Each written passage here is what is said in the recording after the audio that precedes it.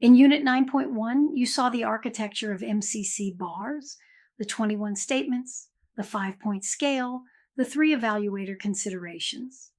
In this unit, we walk the document itself, statement by statement, M3.1 through M8.3. The exact wording, the meets the standard threshold, and the consideration that lifts each one to exceeds.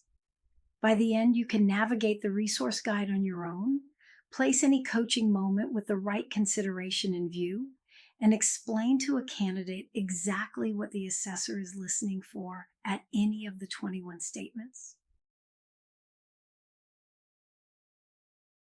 The slide names 3 things, and they are 3 different skills.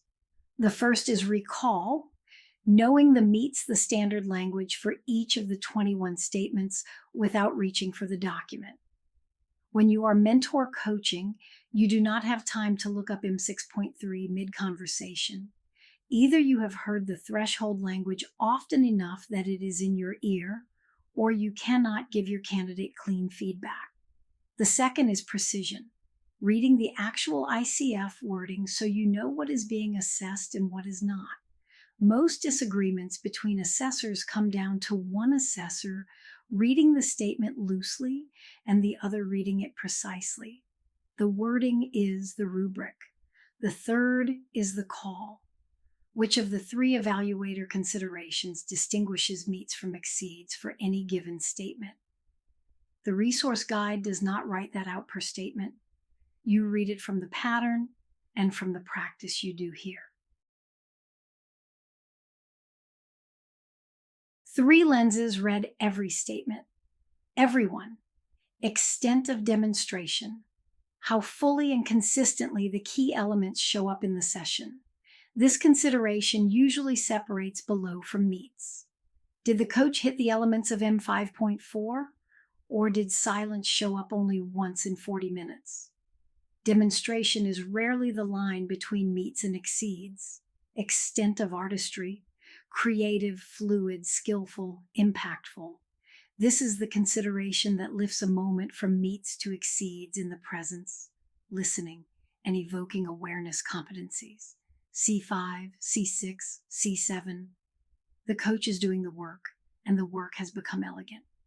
Extent of uniqueness, the coach's own voice in the room, not a script, not a template.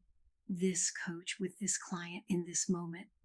Uniqueness most often differentiates meets from exceeds in the trust competency, C4, and at session opening and close in C3 and C8. Hold these 3 in your ear as we go through each competency. The lens that lifts the moment to exceeds shifts from competency to competency. That is by design. Competency 3, the agreement competency, 4 statements. M3.1, the coach partners with the client to identify the focus of the session. The word that carries the work here is partners. Shared responsibility, not coach-led. If the coach says, "What would you like to work on today?" that is one move. If the coach asks a question, hears the answer, and reflects something back that helps the client name the focus more precisely, that is partnering. M3.2, the coach explores and clarifies several aspects of the topic, goes beyond the surface framing, internal and external aspects of what the client is bringing. The coach is curious about more than the headline. M3.3, the coach confirms the mutual understanding of the desired outcome. Explicit, not assumed because it sounded right. The phrase you listen for is some version of, "When we get to the end of this session, what will be different?" M3.4, the coach notices possible shifts in the conversation and clarifies the desired direction with the client. The session does not stay frozen in the original agreement. As new material surfaces, the coach checks in. The exceeds lens for this competency is uniqueness. The opening and the closing of a session are where this coach's voice shows up most distinctly. The way they greet, the way they confirm, the way they close. Competency 4, trust and safety. 4 statements. M4.1, the coach acknowledges the client's learning or growth at any moment in the session. Specific, not generic affirmation. You are doing great work today is generic. What you just named about how this lands in your body, that is new from the last time we spoke. That is specific. M4.2, the coach recognizes the client's emotions, strengths, or other unique characteristics, sees the whole person, not just the issue. M4.3, the coach invites the client to share more about themselves, their perspectives, or their identity. Curiosity that holistically supports openness across multiple dimensions. M4.4, the coach demonstrates empathy for what the client has expressed, reflects emotions and experiences in ways that align with the client's worldview and communication style. The exceeds lens for trust is uniqueness. Empathy that lands here is empathy shaped to who this client is, not generic warmth. The same empathic move with a different client would not work the same way, and you can hear that when it lands. Competency 5, presence, 4 statements. M5.1, the coach responds holistically to the client in a manner that keeps the conversation flowing. Holistic means more than one channel at once. Language, energy, body. The coach responds to the whole turn the client just gave. M5.2, the coach partners with the client in ways that support the client's needs, responsive to what is needed in this moment, while protecting the client's autonomy. M5.3, the coach consistently demonstrates curiosity, not performed curiosity, real curiosity throughout the session. The marker word is consistently. Curiosity that shows up at minute 3 and disappears by minute 20 does not meet this. M5.4, the coach creates space for silence, pause, or reflection. Uses silence so reflections, insights, and experiences can emerge. The exceeds lens for presence is artistry. At MCC, curiosity and silence are not techniques the coach reaches for. They are the coach's default operating mode. The coach is not deciding to be curious. The coach is curious. That distinction is what artistry sounds like at C5. Competency 6, listens actively. 3 statements, consolidated from PCC's 7 markers. M6.1, the coach recognizes the nuances of language, emotions, energy, or behaviors in relation to the client and the client's agenda. Nuance is recognized and connected to the stated agenda, not noticed and dropped. M6.2, the coach's response demonstrates understanding of the client's thinking, feeling, or insight in the moment, not a scripted reflection. The response builds directly on what the client just said, in a way that shows the coach was listening to this turn, not waiting for their next question. M6.3, the coach explores what the client communicates in relation to multiple dimensions of the client: identity, beliefs, emotions, perceptions, core values. The coach is not just tracking the words. The exceeds lens for listening is artistry.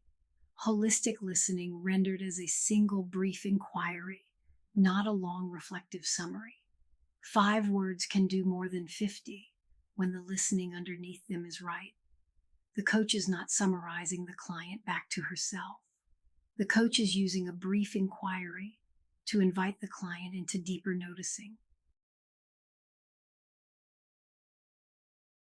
Competency 7, evoking awareness. 3 statements. M7.1, the coach partners with the client to explore and expand the client's perspective. Collaborative. Questions or reflections invite the client to expand their viewpoint, not adopt the coach's viewpoint. M7.2, The coach shares insights, sensations, or observations that support the client in creating new or expanded awareness. The phrase you watch for is without attachment. The coach offers, the client decides what to do with it. If the coach is still attached to the observation 30 seconds later, that is not M7.2 at MCC. M7.3, succinct, open-ended questions, one at a time. Discipline of restraint, multi-clause questions, layered questions, leading questions. Those are what differentiate meets from below at this statement. One question, open-ended, then space. The exceeds lens for evoking awareness is artistry. The questions and observations sound like nobody else could have asked them in that moment. There is a fluency to the inquiry that does not feel rehearsed. Competency 8 facilitates client growth. 3 statements. M8.1. The coach invites the client to reflect on what they have learned about themselves, not what was learned about the issue, about themselves. Self-discoveries and ways of being. Those are the words from the resource guide. If the closing reflection is about the situation rather than the self, the statement is not met. M8.2, the coach partners with the client to translate insights or learning into actions. The actions emerge from the client's insights. The coach does not prescribe them. Resources, support, accountability, those get co-designed, not handed to the client. M8.3, the coach partners with the client to complete the session, confirms the session has met the client's measure of success, and that the client leaves with a foundation for forward movement. The exceeds lens for closing is uniqueness. The way this coach closes a session sounds like this coach. Not a template, not a scripted final question. The closing has a fingerprint. If you remember one thing from this unit, remember this. Meets at MCC is competence with ease. Exceeds is competence that has become the coach's own voice, applied effortlessly in service of this specific client. Meets is mastery. Exceeds is mastery that has become the coach. The resource guide gives you per statement language for the meets the standard threshold. It gives you one paragraph defining exceeds, applied across all 21 statements through the 3 considerations. That is by design. Artistry cannot be written into per statement language. It has to be heard. The resource guide is the rubric. The listening practice is what makes the rubric usable. In Unit 9.2, you take this framework into behavioral texture, what MCC consistent and inconsistent behaviors actually sound like, the artistry threshold in detail, and calibration across all 3 credential levels, ACC, PCC, MCC, so you can hear the difference between proficiency and mastery in the same recording.